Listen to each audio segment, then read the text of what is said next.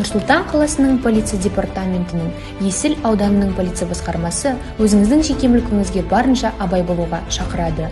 Соңғы кездері жеке мүлікті ұрлау фактілері жиілеп кетті. Атап айтқанда, көлік ұрлығы, қоғамдық көліктердегі ұрлық, пәтерлер мен дүкендердегі ұрлықтар. Ұрылар үнемі мүлікті ұрлаудың жаңа нұсқасын ойлап тауып отырады. Сақ болыңыздар. Қоғамдық көлікте болғанда сөмкелеріңізге мұқият болыңыз.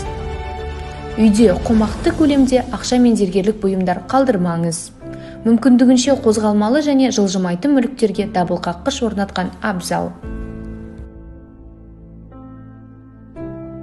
Барлық ұрлық фактілері бойынша дереу түрде 102 нөміріне хабарласуыңызды сұраймыз.